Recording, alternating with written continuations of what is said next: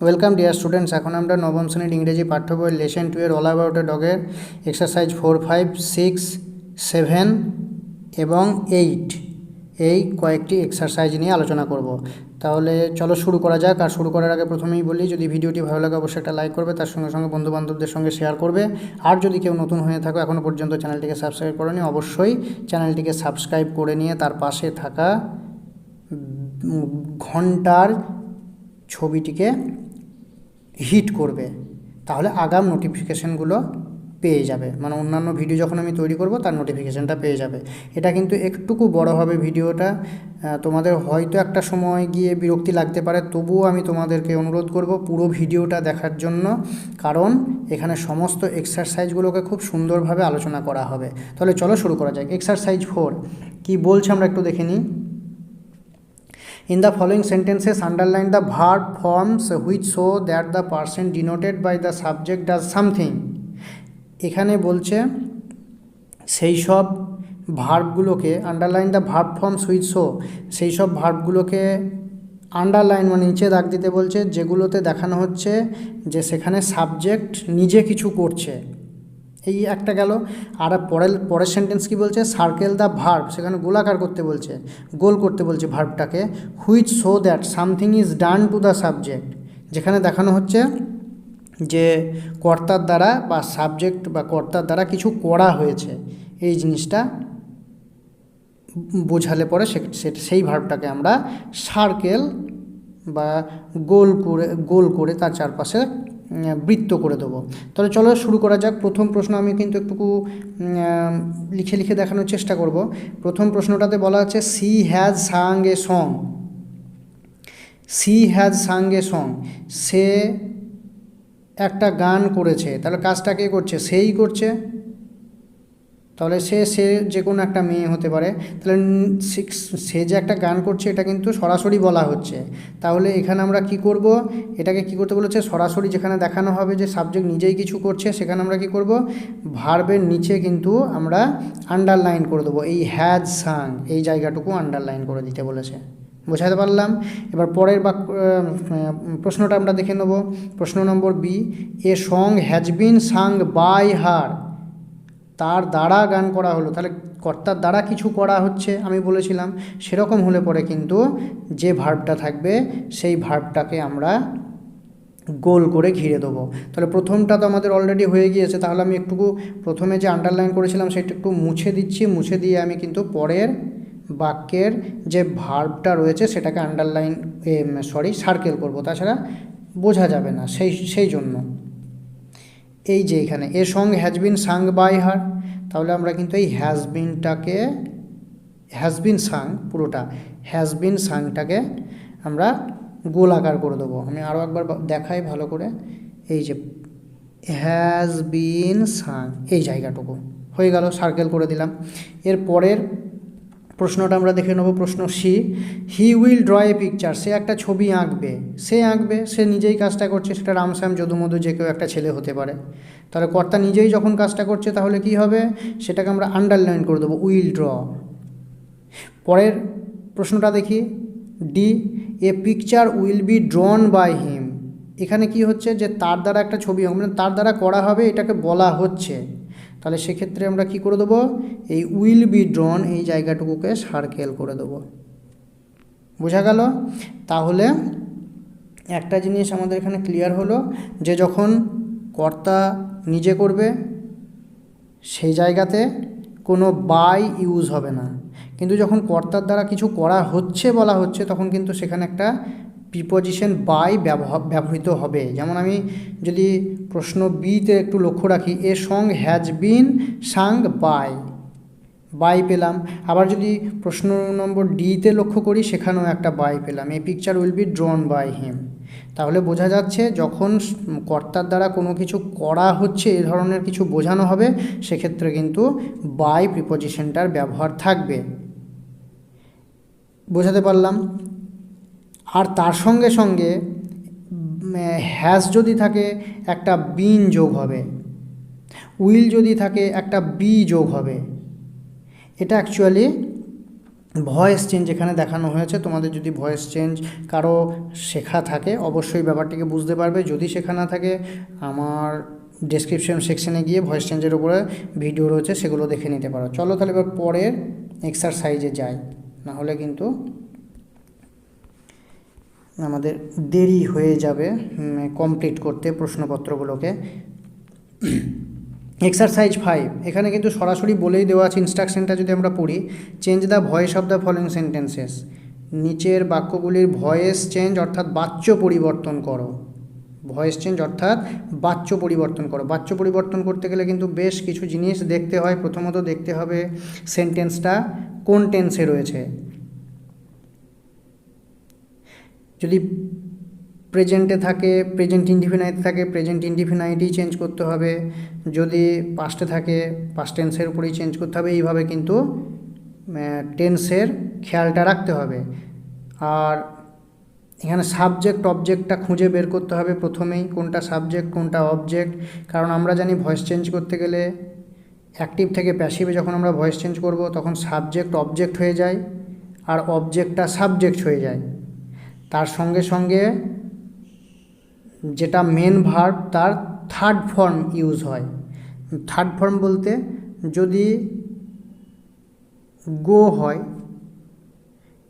এর third form হয়ে যাবে গন, GONE, গো ওয়েন্ট গন। আবার যদি বাই হয় এর থার্ড ফর্ম হয়ে যাবে বট, BOUGHT, বট। এইভাবে কিন্তু আমাদেরকে থার্ড ফর্মগুলো জেনে নিতে হবে, তাছাড়া কিন্তু ভয়েস চেঞ্জ করা যাবে না, অসুবিধা হবে। কারণ থার্ড ফর্ম সর্বত্রই ব্যবহার করতে হবে ভয়েস চেঞ্জ করতে, মানে ভয়েস চেঞ্জ করতে প্রয়োজন হবে। তাহলে আমরা প্রশ্ন এটা একটু দেখে নিই কী বলেছে। নীলা হ্যাজ বট এ বুক, নীলা একটা বই কিনেছে। তাহলে কাজটা কে করছে? নীলা করছে। তাহলে নীলাটা গেল সাবজেক্ট, হ্যাজ বট এইটা গেল পুরোটা ভার্ব, যেটা পড়ে রইল সেটা কিন্তু আমরা অবজেক্ট হিসাবে ব্যবহার করব। অবজেক্ট, একটা বই, এইটা পুরোটাই হয়ে গেল অবজেক্ট। নীলা হয়ে গেল সাবজেক্ট আর হ্যাজ বটটা হয়ে গেল ভার্ব। আমি মোটামুটি দেখানোর চেষ্টা করছি এখানে লিখে লিখে। তাহলে এখানে এটাকে যখন আমরা ভয়েস চেঞ্জ করব কি হয়ে যাবে আমি কি বলেছি, আর কোন টেন্সে আছে? হ্যাজ বট, হ্যাজটা প্রেজেন্টে ব্যবহার হয়, তাহলে প্রেজেন্ট টেন্সে আছে। সুতরাং এটাকে যখন আমরা অ্যাক্টিভ থেকে প্যাসিভ করব তখন প্রেজেন্টেই থাকবে। আর ভয়েস দুই প্রকার, অ্যাক্টিভ এবং প্যাসিভ। আশা করি এগুলো তোমাদের জানা আছে, সেই জন্য আমি হয়তো এখন আর বলছি না, তবে একটু এবার দেখে নিই। তাহলে কী করবে, আমি কি বলেছি, অ্যাক্টিভ থেকে যখন প্যাসিভ করব অ্যাক্টিভের অবজেক্ট সাবজেক্ট হয়ে যাবে। তাহলে অবজেক্ট কোনটা? এ বুক, তাহলে এ বুকটা সাবজেক্ট হয়ে যাবে। এ বুক, তারপরে কি এ বুক মানে কটা বুক? একটা হলে সেই হ্যাজই বসবে। যদি একের বেশি হতো তাহলে হ্যাজ বসাতাম। নীলা হ্যাজ আছে বলে এখানে যদি বুকস থাকতো হ্যাজ হবে এরকম কিন্তু নয়, কারণ যখন যেটা সাবজেক্ট হবে সেই অনুযায়ী কিন্তু ভার্বটা বসাতে হবে। হলো এ বুক হ্যাজ। এবার একটা বিন যোগ করব। যখন আমরা অ্যাক্টিভ থেকে প্যাসিভ করব একটা বিন যোগ করব। হ্যাজ বা হ্যাভ বা হ্যাড থাকলে বিন যোগ করব। তাছাড়া অন্যান্য ভার্বের ক্ষেত্রে অন্য কিছু যোগ হবে, সেগুলো আমরা কিন্তু আস্তে আস্তে দেখব। এ বুক হ্যাজ বিন, বট আছে, এর মেন ভার্ব কি? মেন ভার্ব হচ্ছে বাই, বাইয়ের থার্ড ফর্ম কি? বাই বট, বটই হচ্ছে থার্ড ফর্ম। জাস্ট আমি বোঝানোর জন্য বলে দিলাম এইভাবে। তাহলে এ বুক হ্যাজ বিন বট। এবার একটা প্রিপজিশন যোগ করতে হবে, মানে কে করলো, কার দ্বারা হলো কাজটা। বাই, সর্বত্রই কিন্তু এই প্রিপজিশনটা বসবে, কোনো কোনো জায়গায় অ্যাপ্রোপ্রিয়েট প্রিপজিশন বসবে, সেগুলো কিন্তু একটু এক্সেপশনাল, পরে সেগুলো নিয়ে আলোচনা করা হবে বা মনে রাখার ব্যাপার আছে। তাহলে a book has been bought by, subject কী হয়ে যাবে? অবজেক্ট হয়ে যাবে। তাহলে নীলা ছিল সাবজেক্ট, কিন্তু যখনই প্যাসিভ করলাম সেটা হয়ে গেল অবজেক্ট, বাই নীলা। বোঝাতে পারলাম? এইভাবে কিন্তু করতে হবে। এবার আমরা পরের প্রশ্নটার উত্তর দেখে নেব। B, they will have seen the cricket match. They will have seen, এখানে তাহলে আমরা সাবজেক্ট কি? সাবজেক্ট হচ্ছে দে, উইল হ্যাভ সিন এইটা কি? এটা হচ্ছে verb. Are the cricket match এটা হচ্ছে অবজেক্ট। তাহলে অবজেক্ট সাবজেক্ট অবজেক্ট হবে আর অবজেক্ট সাবজেক্ট হবে। তাহলে আমরা এটাকে একটু দেখে নিই। তাহলে the cricket match the cricket match, একটা ম্যাচের কথাই বলছে, তাহলে এখানেও উইল হবে, the cricket match will, will, এখানেও হ্যাভ হবে, উইল হ্যাভ, এবার একটা বিন যোগ করতে হবে, আমি বলেছি বিন যোগ করতে হবে হ্যাভ থাকলেই, তাহলে the cricket match will have been scene, তারপরে একটা প্রিপোজিশন যোগ করব বাই, এগুলো কিন্তু কোনো এক্সেপশন নয়, সর্বত্রই বেশিরভাগ ক্ষেত্রেই বাই হয়, কোনো কোনো ক্ষেত্রে অ্যাপ্রোপ্রিয়েট প্রিপোজিশন বসে, তাছাড়া সব ক্ষেত্রেই বাই প্রিপোজিশনটাই বসে। তাহলে the cricket match will have been seen by, কে, দে আছে, দেটা কি হয়ে যাবে, দেম হয়ে যাবে। এটাও মনে রাখার বিষয় যে অ্যাক্টিভ থেকে প্যাসিভ করার সময় কিন্তু সাবজেক্ট অবজেক্ট হওয়ার সময় বা অবজেক্ট সাবজেক্ট হওয়ার সময় তারা রীতিমতো পরিবর্তিত হয়, দে থাকলে দেম হবে, ইউয়ের কোনো পরিবর্তন হয় না, আর ইটের কোনো পরিবর্তন হয় না। যদি এখানে you will have seen the cricket match থাকতো তাহলে কিন্তু এখানেও বাই ইউই হতো, ইউয়ের কোনো পরিবর্তন হয় না আর ইটের কোনো পরিবর্তন হয় না, সেটা সাবজেক্ট হলেও হয় না, অবজেক্ট হলেও হয় না, বাকি সব ক্ষেত্রেই কিন্তু হবে, হি থাকলে হিম হয়ে যাবে, সি থাকলে হার হয়ে যাবে, আর উই থাকলে আস হয়ে যাবে, এইভাবে কিন্তু চেঞ্জেসগুলো করতে হবে, দে থাকলে দেম হয়ে যাবে, আর যে কোনো প্রকারের নাম থাকলে সেই নামটাই বসবে, সেখানে অন্য কিছু হবে না। শুধুমাত্র প্রোনাউনের ক্ষেত্রেই এই চেঞ্জটা হবে অ্যাক্টিভ প্যাসিভ করার সময়, বাকি সব যদি প্রপার নাউন থাকে, কোনো নাম থাকে, সেক্ষেত্রে হবে না। আশা করি বোঝাতে পারলাম, বা নাউনের ক্ষেত্রে হবে না, শুধু প্রোনাউনের ক্ষেত্রে হবে, এটুকু মনে রাখতে হবে, যদি প্রোনাউন সাবজেক্ট অবজেক্ট থাকে সেক্ষেত্রে। এবার আমরা দেখে নেব পরের প্রশ্ন, প্রশ্ন সি, একটু ওয়েট করো। Bhola had seen a tiger, had আছে, এটা হ্যাবের পাস্ট ফর্ম হচ্ছে হ্যাড, আমরা সবাই জানি, তাহলে এটা কিন্তু পাস্টেই করতে হবে। তাহলে কী লিখবো, ভোলাটা হচ্ছে এখানে সাবজেক্ট, হ্যাড সিনটা হচ্ছে ভার্ব, এ টাইগারটা অবজেক্ট, তাহলে অবজেক্ট সাবজেক্ট হয়ে যাবে এ টাইগার, এ টাইগার। আর যেহেতু এটা পাস্টে আছে, পাস্টে আমরা জানি মানে সাবজেক্টের পরে ভার্বের কোনো পরিবর্তন হয় না, যদি বি ভার্ব হয় সেক্ষেত্রে ব্যাপারটা আলাদা, বি ভার্ব ছাড়া ডু ভার্ব বা হ্যাভ ভার্বের ক্ষেত্রে কোনো পরিবর্তন হয় না। তাহলে এ টাইগার হ্যাড যা ছিল তাই লিখব, এবার একটা বিন যোগ করব, হ্যাড বিন সিন বাই, কার দ্বারা, ভোলা, বাই ভোলা হয়ে গেল, ভোলাই কাজটা করেছিল, দেখার কাজটা, ভোলাটা যেহেতু নাম এখানে ভোলাই বসলো, এটা যদি আবার হি হতো তাহলে হিম হয়ে যেত, যদি he had seen a tiger হতো তাহলে আমরা লিখতাম a tiger had been seen by him. আমি আগেই বলে দিলাম শুধুমাত্র প্রোনাউনের পরিবর্তন হবে, নাউনের কোনো পরিবর্তন হবে না। এবার দেখে নেব পরের প্রশ্ন D, the nurse will attend to the patient, তাহলে দ্য নার্স এটা হচ্ছে সাবজেক্ট, উইল অ্যাটেন্ড এটা হচ্ছে ভার্ব, দ্য পেশেন্ট এটা হচ্ছে অবজেক্ট, তাহলে আগে অবজেক্ট সাবজেক্ট হয়ে যাবে, দ্য পেশেন্ট আমরা লিখে নিই, দ্য পেশেন্ট উইল অ্যাটেন্ড, পেশেন্টের ক্ষেত্রে উইলই হবে কারণ এটা থার্ড পারসন, যদি ফার্স্ট পারসেন্ট হতো সিঙ্গুলার প্লুরাল তাহলে শ্যাল হতো, কিন্তু যেহেতু দ্য পেশেন্টটা থার্ড, আমি আমরা তুমি তোমরা বাদ দিয়ে বাকি এর মধ্যে পড়ছে পার্সনের মধ্যে, সেই জন্য উইল হয়ে যাবে, মানে উইল যা ছিল তাই থাকবে। তাহলে দ্য পেশেন্ট উইল, এবার একটা বি যোগ করতে হবে, উইল বি, আমি আগেই বলেছি ATTENDED, যেখানে উইল থাকবে সেখানে বি যোগ হবে, এবং যেখানে হ্যাভ থাকবে সেখানে বা হ্যাড থাকবে সেখানে বিন যোগ হবে। The patient will be attended to, এই যে টু এই প্রিপোজিশনটা কিন্তু আমাদের এখানে বসাতে হবে, তার কারণ হচ্ছে এটা একটা অ্যাপ্রোপ্রিয়েট প্রিপোজিশন, তারপরে কিন্তু একটা বাই আমরা বসাবো। মনে হতে পারে টু তারপর আবার বাই, না, এই টু এর সঙ্গে বাইয়ের কোনো সম্পর্ক নেই, এই টুটা অ্যাটেন্ডেডের জন্য বসছে, আর বাইটা যেমন বসে সেরকমই বসছে। The patient will be attended to by the nurse, by the nurse, NURSE, এইভাবে কিন্তু এই ভয়েসটা চেঞ্জ করতে হবে। আশা করি বোঝাতে পারলাম। তাহলে প্রথমত আমাদের দেখে নিতে হবে কোন টেন্সে রয়েছে, ভার্বটা কি রয়েছে, সাবজেক্ট অবজেক্টটা বের করে নিতে হবে, এবং তারপরে যদি হ্যাজ হ্যাভ হ্যাডে থাকে বিন যোগ করতে হবে, উইল শ্যাল থাকলে বি যোগ করতে হবে, আর যেখানে অ্যাপ্রোপ্রিয়েট প্রিপোজিশন আছে সেই প্রিপোজিশনটা বসানোর পর বাই বসবে। এই গেল একটা বিস্তারিত আলোচনা এক্সারসাইজ 5 নিয়ে। এবার পরের যে এক্সারসাইজটা আছে সেটা একটু দেখে নেব। এটা ভিডিওটা অনেকটা বড়ই হয়ে যাবে দেখছি, এটাকে দুটো পার্টে ভাগ করে নিয়ে করালেই সেটা বেশি ভালো হতো। এবার আমরা এক্সারসাইজ 6টা একটু দেখে নিই। 6টা সরাসরি ভয়েস চেঞ্জই করতে বলেছে।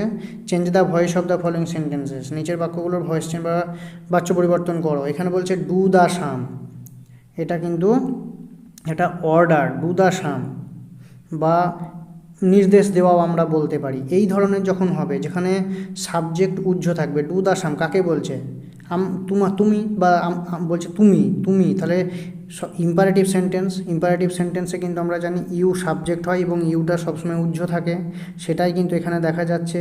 সেক্ষেত্রে আমরা কি করব, এ ধরনের যদি কোনো ভয়েস চেঞ্জ থাকে আর সেখানে যদি অর্ডার প্রকাশ পায় তাহলে আমরা লিখব you are order to, you are ordered, ORDERED, order to do the sum, you are order to do the sum. বা যদি ক্লোজ দ্য গেট থাকতো, you are order to close the gate, এরকম করতে। বা এটাকে আমরা you are instructed to do the sum এটাও করতে পারি, বা ইউ আর আস্কড, তোমাকে বলা হলো, এটাও করতে পারি। অর্ডারটা যদি অনেক সময় বোঝা না যায় আমরা ইনস্ট্রাক্টেডও লিখতে পারি বা আস্কড কথাটাও লিখতে পারি, নির্দেশ দেওয়া হলো বা বলা হলো। আশা করি বোঝাতে পারলাম। এছাড়া এটাকে আরও একরকমভাবে করা যায়, সেটাও বলে দিচ্ছি, লেট দিয়ে করা যায়। তো লেট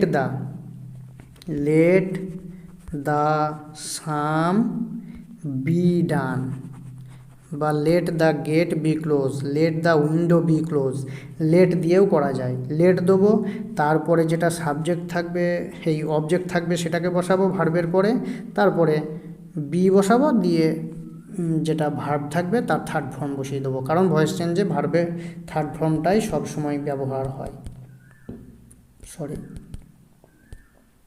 এবার আমরা প্রশ্ন বিটা দেখব। The poem was written by her, এখানে আমি বলেছিলাম যখন বাই থাকবে সেন্টেন্সে তখন কিন্তু বলে দেওয়াই আছে যে সেটা প্যাসিভে রয়েছে, সেটাকে অ্যাক্টিভ করতে হবে। The poem was written by her, তাহলে এখানে হারটা হচ্ছে একটা প্রোনাউনটা চেঞ্জ হয়ে কি হয়ে যাবে, সি হয়ে যাবে আমরা জানি। আর দ্য পোয়েমটা এখানে সাবজেক্ট, ওয়াজ রিটেন এটা হচ্ছে ভার্ব, আর বাইটা তো প্রিপোজিশন, আর হারটা হচ্ছে অবজেক্ট। তাহলে যখন প্যাসিভ থেকে অ্যাক্টিভ করব ঠিক একইভাবে সাবজেক্ট অবজেক্ট সাবজেক্ট সেভাবেই, তাহলে এখানে অবজেক্টটা সাবজেক্ট সি। এবার ওয়াজ রিটেনটা কেন হয়েছে, যেহেতু প্যাসিভে আছে তাই। ইজ রিটেন, ওয়াজ রিটেন এরকম থাকলে কিন্তু আমরা ওয়াজ বা ইজটাকে তুলে দিয়ে সঠিক ভার্বটাকে বসাবো। যদি ওয়াজ রিটেন হয় সেক্ষেত্রে রোট লিখবো, যদি ইজ রিটেন হয় সেক্ষেত্রে রাইট লিখবো। মানে যেহেতু এটা পাস্টে আছে ভার্বের পাস্ট ফর্মটা লিখবো, যদি প্রেজেন্টে থাকতো ভার্বের প্রেজেন্ট টেন্সের রূপটা লিখতাম। তাহলে সি রোট দ্য পোয়েম, এখানে সি মানে হার্টটা হয়ে গেল সি, আর ওয়াজ রিটেন ছিল তার জন্য হয়ে গেল রোট, আর দ্য পোয়েমটা ছিল সাবজেক্ট হয়ে গেল অবজেক্ট। আশা করি বোঝাতে পারলাম। এটা কিন্তু প্যাসিভ থেকে অ্যাক্টিভে ফিরে যাওয়ার সময়। এরপর দেখে নেব আমরা সি, প্রশ্ন সি, ওপেন দ্য ডোর, একই জিনিস ডু দ্য সামের মতো let the door be open, এটা করতে পারি let the door be opened, OPENED, এরকম একটা করতে পারি।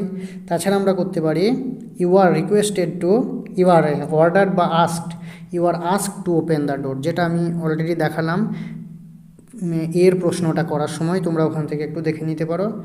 আর বেশি আমি এটাকে আর নিয়ে কিছু বলবো না, কারণ এই সব দেখাতে গেলে কিন্তু ভিডিওর সাইজ অনেক বড় হচ্ছে, সেক্ষেত্রে তোমাদের ভালো নাও লাগতে পারে।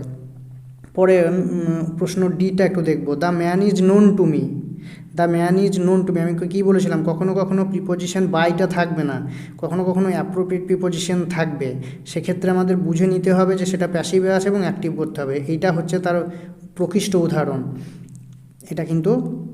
আর যখন বি ভার্বের প্যাসিভ ভয়েস হবে সেখানে কিন্তু কোনো বিন থাকবে না, সেখানে শুধুমাত্র বি ভার্বের রূপটা বসবে, সেটা অ্যাম হতে পারে, ইজ হতে পারে, আজ আর হতে পারে, কিংবা ওয়াজ কিংবা ওয়ার, তার সঙ্গে ভার্বের থার্ড ফর্ম বসবে।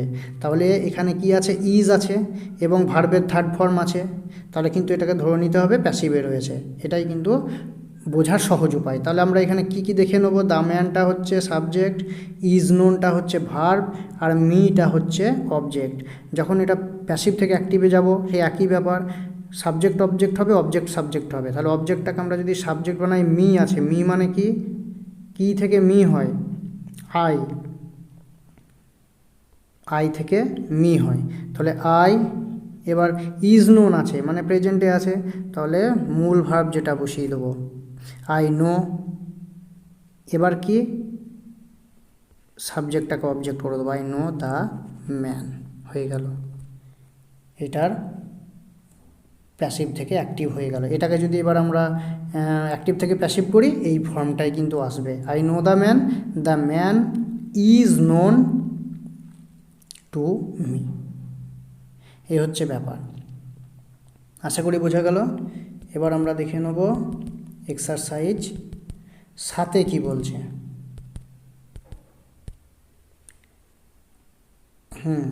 এক্সারসাইজ 7, এখানেও তাই, change the voice of the following sentences, they agreed to my plan, they agreed to my plan. আচ্ছা বলেই দিই, দেখা যাক হচ্ছে কি না। বেশ, they agreed to my plan, agreed আছে, এগ্রিড মানে হচ্ছে পাস্ট টেন্সে রয়েছে, পাস্ট টেন্সে থাকলে পরে কিন্তু সেটা পাস্টে রাখতে হবে। তাহলে দেটা হচ্ছে সাবজেক্ট, এগ্রিডটা হচ্ছে ভার্ব, মাই প্ল্যানটা হচ্ছে অবজেক্ট। তাহলে আমরা অবজেক্ট সাবজেক্ট সাবজেক্ট অবজেক্ট করব, দেখে নিই। তাহলে লিখব মাই প্ল্যান, এখানে মাইটা কিন্তু আই প্ল্যান না, মানে আসলে মাই প্ল্যানটা পুরোটাই অবজেক্ট, এবং প্ল্যান থাকার জন্য মায়ের কোনো পরিবর্তন না, শুধুমাত্র মাই থাকলে পরে সেটাও একটা ব্যাপার ছিল। যাই হোক, মাই প্ল্যান। এবার যেহেতু পাস্টে আছে কি লিখব, ওয়াজ লিখব, মাই প্ল্যান ওয়াজ। এবার এগ্রি, এটা হচ্ছে মেন ভার্ব, ভার্বের থার্ড ফর্ম এগ্রিড, যেটা আছে সেটাই, AGREED, এগ্রিড, এগ্রি থেকে এগ্রিড, AGREED। তাহলে my plan was agreed two, এই প্রিপোজিশনটা কিন্তু অবশ্যই থাকবে, তারপর একটা বাই বসাতে হবে। এই প্রিপোজিশনটা হচ্ছে এগ্রির প্রিপোজিশন, আর বাইটা এমনি একটা জেনারেল প্রিপোজিশন, সব ক্ষেত্রে যেমন বসে এক্ষেত্রেও। তাহলে my plan was agreed to by them, they ছিল, দেটা হয়ে যাবে দেম। আশা করি বোঝাতে পারলাম। পরের প্রশ্নটা একটু দেখে নেব। B, my brother lost my favourite pen, my brother lost my favourite pen, my brother subject, lost verb, my favourite pen object. তাহলে অবজেক্টটা সাবজেক্ট করে নিই প্রথমে, মাই ফেভারিট পেন এটা লিখে নিই, মাই ফেভারিট পেন, লস্ট আছে, পাস্টে আছে, তাহলে ভার্বটা পাস্টে হবে, সেক্ষেত্রে কি ওয়াজ হয়ে যাবে, my favourite pen was lost, আর লুজ থেকে লস্ট, লস্ট লস্ট, থার্ড ফর্মও লস্ট, তাহলে my favourite pen was lost. এই পর্যন্ত করেও আমরা ছেড়ে দিতে পারি। আবার বাই মাই ব্রাদার, এটাকে ব্র্যাকেটে রাখতে পারি, বাই মাই ব্রাদার, কারণ এখানে আমার পেনটা হারিয়ে গেছে ওটাই বড় কথা, কে হারিয়েছে সেটা বড় কথা নয়, সেই জন্য এজেন্ট অনেক সময় না দিলেও চলে। তাহলে my favourite pen was lost এই পর্যন্ত বলে দিলেই হয়, যে আমরা বলি না, আমরা কথাতে তো সেটাই বলি যে আমার প্রিয় পেনটা হারিয়ে গেছে, কে হারালো সেটা বড় কথা নয় এখানে, কিন্তু মানে হারিয়ে গেছে ওটাই, পেনটাই হারিয়ে গেছে এটাই বড় কথা। তাহলে কখনো কখনো এজেন্ট বসানোর প্রয়োজন পড়ে না, সেক্ষেত্রে আমরা কিন্তু এজেন্টটা দিলেও সেটা ব্র্যাকেটে রেখে দেবো, বাই মাই ব্রাদারটা ব্র্যাকেটে রেখে দেবো, এক্ষেত্রে কোনো অসুবিধা হবে না। আমাদের বোঝার ক্ষেত্রেও অসুবিধা হবে না, বা মনে হবে না যে কিছু একটা অভাব বোধ হচ্ছে, এটাও মনে হবে না। তাহলে এবার দেখে নেব সি প্রশ্নটা। The man is writing a letter, the man subject, is writing verb, a letter object. এটা কিন্তু কন্টিনিউয়াস টেন্সে আছে। কন্টিনিউয়াস টেন্সে থাকলে পরে এটা বিইং যোগ করতে হবে, বিইং, BEING। এটা বসবে অক্সিলারি ভার্ব এবং মেন ভার্বের থার্ড ফর্মের মাঝে। এবার এটা আমরা একটু দেখে নিই ঠিক কীভাবে। The man is writing a letter, তাহলে এ লেটারটা হচ্ছে ওটা অবজেক্ট হয়ে যাবে সাবজেক্ট। এ লেটার আছে কোন টেন্সে, প্রেজেন্টে আছে, তাহলে এখানেও ইজ হবে, এ লেটার ইজ। এবার আমি কি বললাম, একটা বিইং যোগ করতে হবে, BEING, being, a letter is being. এবার আমি মেন ভার্ব কি রাইট, রাইটের থার্ড ফর্ম কি written, WRITTEN। A letter is being written কার দ্বারা, বাই দ্য ম্যান। হয়ে গেল, বোঝা গেল আশা করি। আমি বলেছিলাম বিইং যোগ করতে হবে এবং সেটা অক্সিলারি ভার্ব এবং মেন ভার্বের থার্ড ফর্মের মাঝে বসবে। তাহলে ইজটা হচ্ছে অক্সিলারি ভার্ব, আর রাইটটা মেন ভার্বের, রিটেনটা হচ্ছে মেন ভার্ব রাইটের থার্ড ফর্ম, তার মাঝে কিন্তু বিইংটা বসেছে। এইভাবে কিন্তু যেগুলো কন্টিনিউয়াস টেন্স তার ভয়েস চেঞ্জ করতে হবে। এবার এটা যদি পাস্ট টেন্সে থাকতো ওয়াজ লিখতাম, আর যদি এটা লেটার্স থাকতো তাহলে ইজের জায়গায় আর লিখতাম প্রেজেন্টে, আর যদি পাস্টে থাকতো তাহলে ওয়ার লিখতাম, কারণ সাবজেক্ট অনুযায়ী কিন্তু ভার্বটা বসবে। আমি আগেও বলেছি প্রথমে যখন আমি এক্সারসাইজ 1-2 আলোচনা করছিলাম সে সময়। এবার আমরা দেখে নেব প্রশ্ন ডিটা, Titli is looking for her watch. একইভাবে এটাও সেই তাই, তিতলি হচ্ছে সাবজেক্ট, ইজ লুকিং ফর হচ্ছে ভার্ব, আর হার ওয়াচটা হচ্ছে অবজেক্ট। তাহলে হার ওয়াচটা আগে লিখব, তবে শুনতে ভালো লাগে না এই ইংরাজি। Her watch is being looked for by Titli. হয়ে গেল।